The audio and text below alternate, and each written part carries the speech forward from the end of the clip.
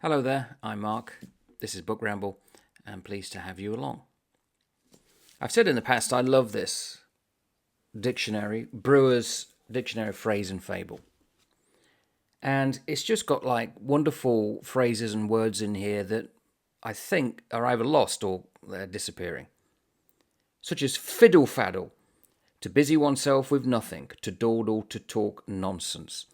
And then it will give often a quotation from where you can find it. So in this case, The Broken Heart by John Ford of 1633, in which it says, "You may as easily outrun a cloud driven by a northern blast as fiddle faddle so," and so on.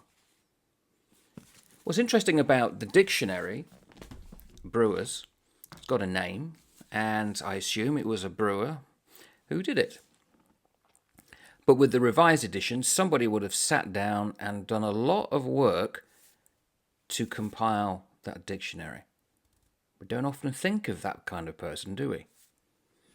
They're lost to us. And I'll hazard a guess that as fans of books, we will more than likely also be fans of words and fans of diction, alliteration, and all those kind of things, the way in which words are put together for our enjoyment. But do we often think of the people that set in stone that type of grammar through the dictionaries? So when I came across this book of Dr. Johnson's works, I was very pleased in that obviously he's famous for his dictionary. And although the dictionary is not in here, his plan for the dictionary is. And I just thought it would be useful to talk about it. I find it fascinating. Hopefully you do too. But just a few things to go through before I get there, because going through this reminds, or has reminded myself, of the era in which Dr. Johnson wrote. And it is an era that fascinates me. And I guess I've become used to the difference in the way people wrote compared to now. And Johnson is at the height of prolixity. I mean, he's very prolix. He will write words on words on words on words.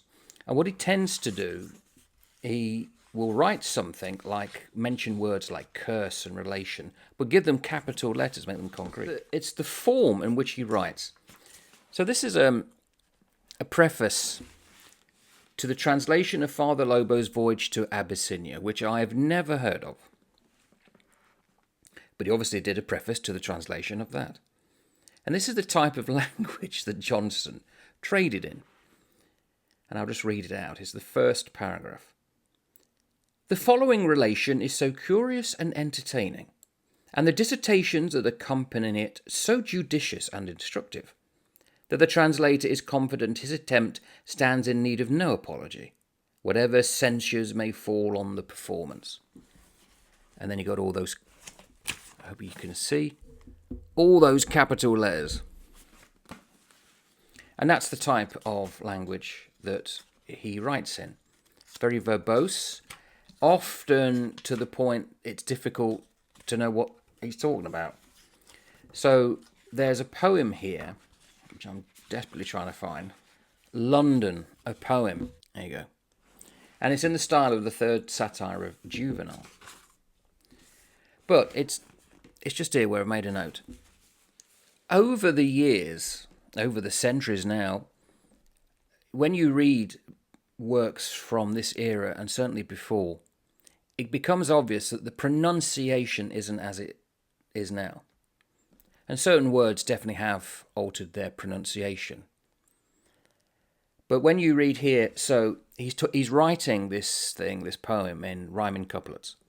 So I'll just go above it to about here and read out what he wrote. "Since worth," he cries, "in these degenerate days wants even the cheap reward of empty praise, in those cursed walls devote to vice and gain, since science unrewarded toils in vain." Well, they rhyme. But then suddenly you'll come across a couplet that doesn't, or it struggles to. And this is the one I'm going to highlight. He writes, "Let such raise palaces and manors buy, collect a tax or farm a lottery." lottery. And I don't know if that is a device, a poetical device. I need somebody to help me. Philip, you listening? Or it's just the fact that the pronunciation has changed. And it just reminds us that time has moved on and fashions alter and come and go. It just struck me enough to talk about it. So, his plan of the dictionary. Here it is. Again, some things to discuss, and I hope it doesn't become a bit too otiose in its verbosity. First things first, he's writing this to the Right Honourable Philip Dormer, Earl of Chesterfield, who happens to be one of His Majesty's principal secretaries of state. And we need to remind ourselves, or I need to remind myself, that the people who tended to get books published in this era needed patronage. So you often come across in the first page or so a dedicatory epistle or dedication to the person who has supported the writer, potentially provided a stipend or a fund in which to not have to work and can focus on doing the plan. And of course with Johnson, I believe I'm correct in saying, it took him about 10 years to do the dictionary. And this is what he says about the act of doing it, as I said at the beginning with Brewer's dictionary. He said, "My lord, I knew that the work in which I engaged is generally considered as drudgery for the blind, as the proper toil of artless industry, beating the track of the alphabet with sluggish resolution. Of all the candidates for literary praise, the unhappy lexicographer holds the lowest place." And it's a shame. Should it be otherwise? I guess that's a debate. What role should we have or praise to those that fix the language for us? And of course, it's not just the dictionary. It happens regardless. There was language before dictionaries and so on. If I didn't say this at the beginning, my throat's labouring under duress at the moment, so I need a drink. Coming down with something. So on the other page, he writes the following. "I had read indeed of times in which princes and statesmen thought it part of their honour to promote the improvement of their native tongues, and in which dictionaries were written under the protection of greatness." Do we still do that?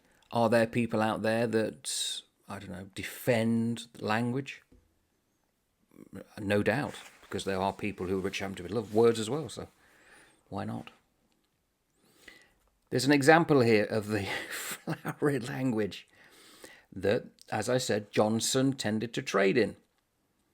"Not therefore to raise expectation, but to repress it, I here lay before your lordship the plan of my undertaking, that more may not be demanded than I intend, and that before it is too far advanced to be thrown into a new method, I may be advertised of its defects of superfluities."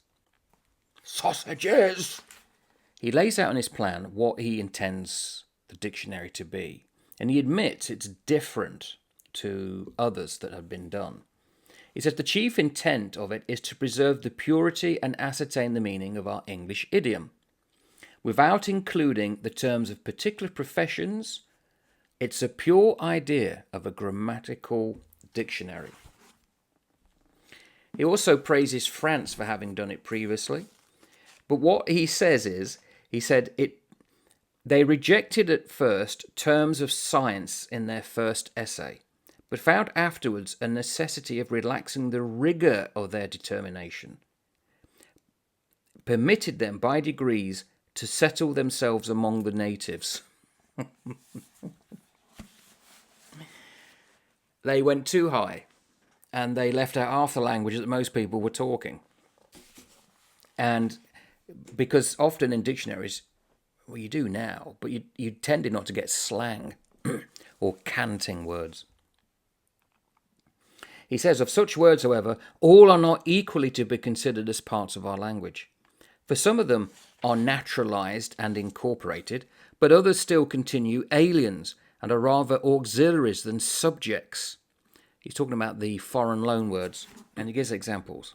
As we say, the zenith, that's a foreign loanword, of advancement, the meridian, likewise, of life, the cynosure of neighbouring eyes, by which the ear is accustomed to the sound of words till their original is forgotten, as in equator, satellites, category, cachexy, perinumeny.